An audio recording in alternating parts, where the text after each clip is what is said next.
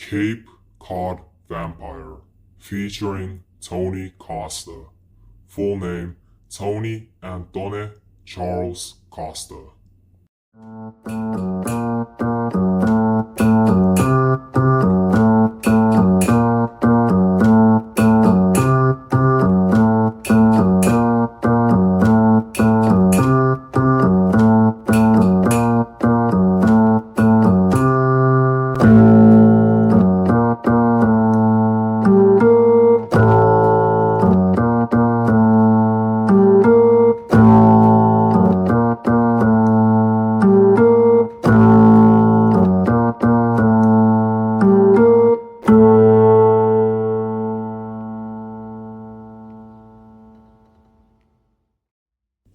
Crimes and sprees. Antone Costa was known to commit at least 4 confirmed murders. However, Tony Costa was suspected on committing a total of 8 murders. Other than murder, Tony was known to be a necrophiliac and known to dismember his victims' body after the murders. The setting Tony Costa had committed his murders was in Cape Cod, Massachusetts, near the town he lived in, Provincetown County. Victim-wise, Tony Costa was known to target young girls who had long brown hair. His murder spree lasted from August of 1968 to January of 1969, in total span of 6 months. Whenever Tony Costa would commit his murders, he was known to lure young girls into his car and promise them with some sort of treasure. However, instead of giving the young females treasure, Tony Costa would drive to the Truro Woods with his Volkswagen, that he stole by the way.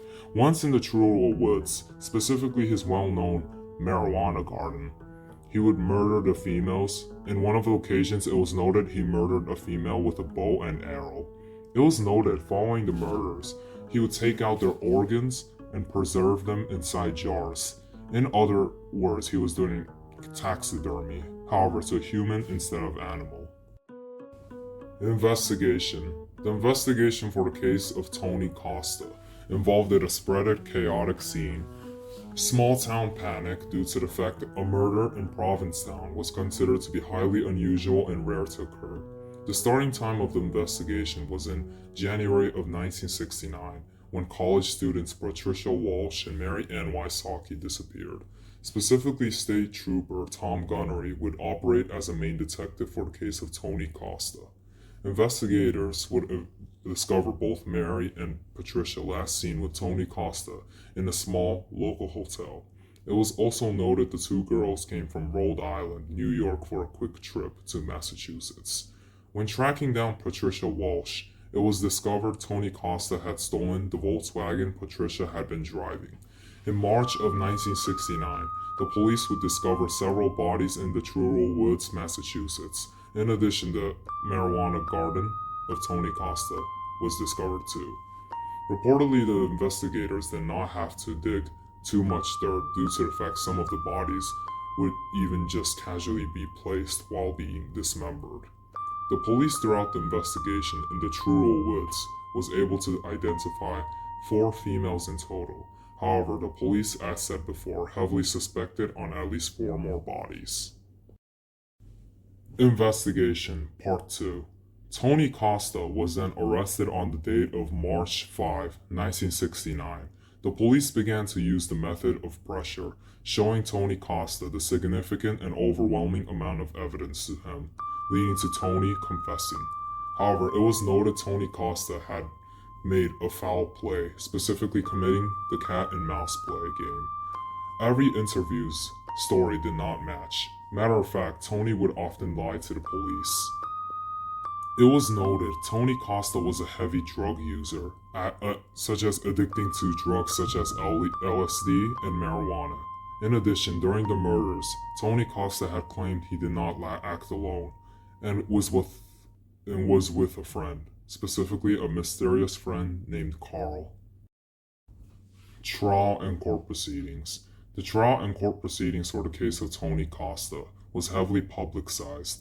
The court cases for Tony Costa took place in Barnstable Superior Court in Barnstable County, Massachusetts. Tragically, Tony Costa was only put for trial for 2 murders. which included Patricia Walsh and Mary Ann Wysocki. It was due to the fact there wasn't much evidence that Tony committed the murders against the 2 other girls and the other 4 suspected females. During the court, Tony Costa had remained emotionally detached, and some occasions it was noted he would smirk. In the defense, the team of Tony Costa would use an excuse of his drug addict, and he could not distinguish between what was right and wrong. In addition, once again, the mysterious friend of Carl was claimed during the court. In fact, Tony Costa would stand up in front of the jury and speak about Carl.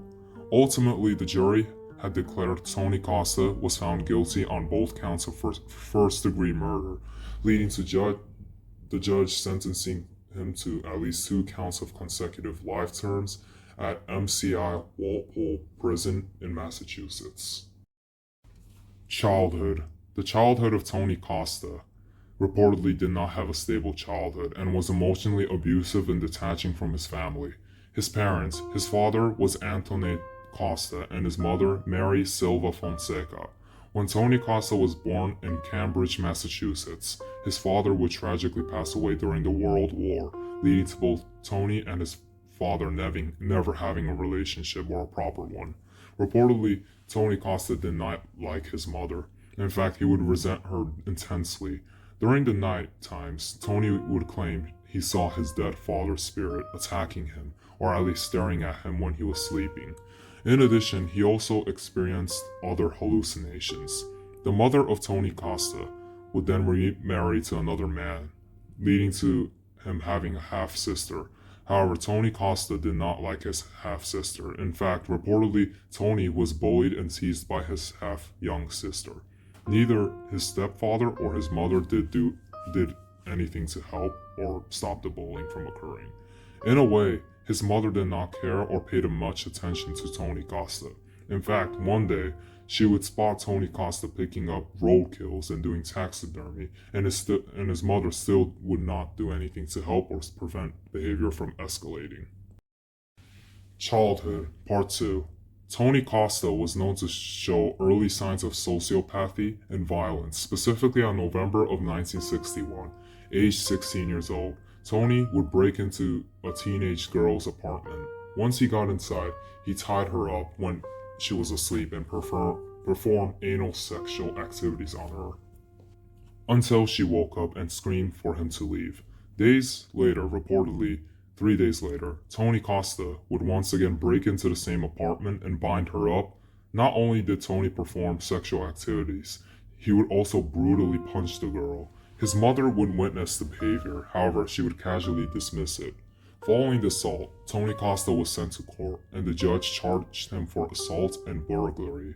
However, because of his young age, instead of arresting or sending him to prison or jail, the jury would ultimately kick him out of Cambridge County, leading to the Costa family and Tony Costa moving to Provincetown, Massachusetts.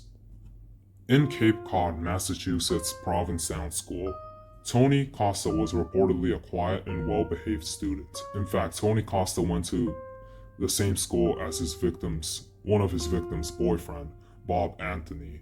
Reportedly, Tony was a tempered man when it came to involving debating subject or English language arts. Personal life, potentially affecting the crimes and acts. The personal life of Tony Costa reportedly was not positive either. It seems to have not been changed from his childhood. Tony Costa had a negative habit on consuming drugs a lot of the time, such as LSD along with marijuana. At 18 years old, Tony Costa would marry to a 14-year-old girl, Avis. Despite their young age, the couple would have 3 children together. Reportedly, Tony Costa would often abuse Avis very often during their marriage. In a way, similar methods on when he did the bounding torture to the girl back in Cambridge, Massachusetts. The volatile behavior and relationship between them led to the divorce in 1968. In fact, Tony Costa would be arrested because of failure on paying child support and his abusements.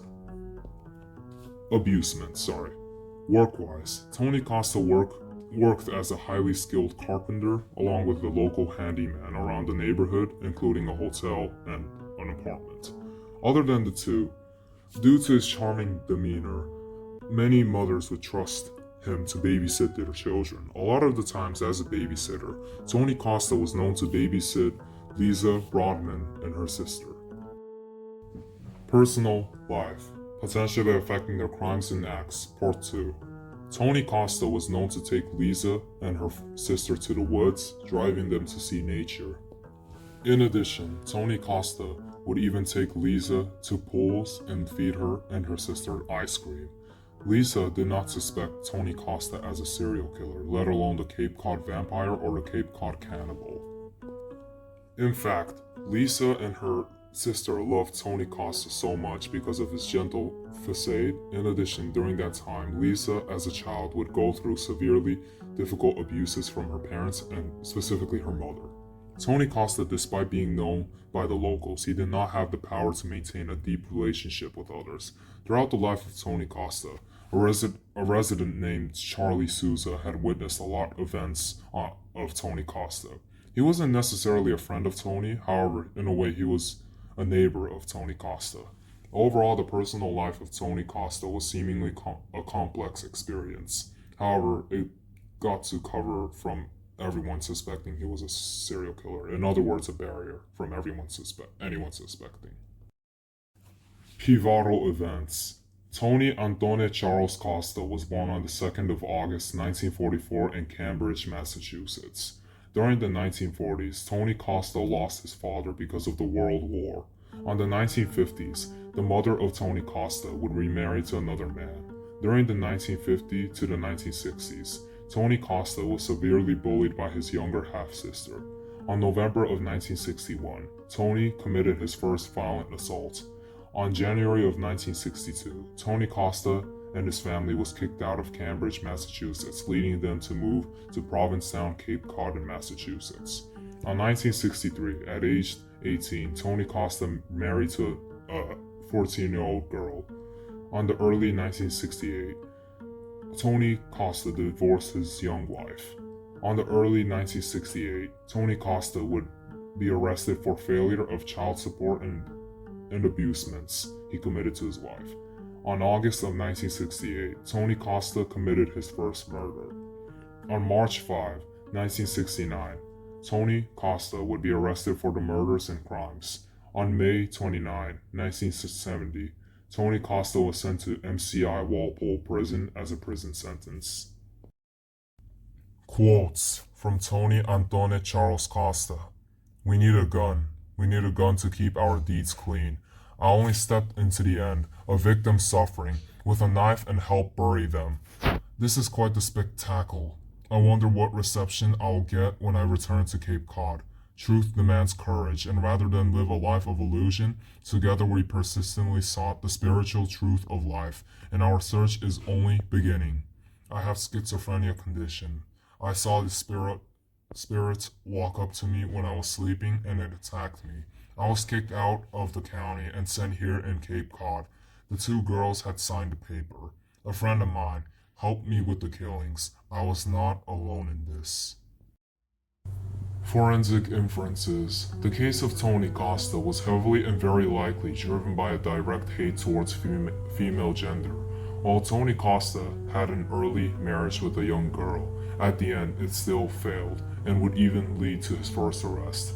Though Tony Costa was responsible for the crimes and acts, including the failure on paying child support. In addition, as a child, when Tony was a child, he did not get along with his half-sister or his mother, and they were both females, leading to a likely mindset on hating on females. Tony Costa was definitely responsible for a bind to the girl in Cambridge, Massachusetts. However, when he was sent to court, he likely inside of him felt a sense of annoyance, an annoyance he could not succeed and ended up getting in trouble, even getting kicked out of the county. He may have not shown the hate towards females in front of the public, but mentally he likely was disgusted by females. However, at the same time, he wanted to have some sort of relationship, including his fantasies towards female gender. Tony Costa likely did not have any interest in men. He just considered them of as how humans would consider a leaf on the floor. In a way, Tony Costa was heavily focused on females, possibly an unhealthy obsession with them. Despite the several attacks on young girls, Tony did not generally target children, such as Lisa Rodman. Possibly he may have had some sort of sympathy towards Lisa Rodman. It's possible the relationship with Lisa was one of the most and only genuine relationships Tony Costa had with a female. Overall, the crimes of Tony Costa was a combination of hate towards females, his psychological red flags as a child, and emotional neglect he suffered. Legacy and impact. The case of Tony Antone Charles Costa became one of the most major cases in Provincetown, Massachusetts. Two authors began to have rivals because of the case of Tony Costa. Tony Costa once again added another profile towards serial killers.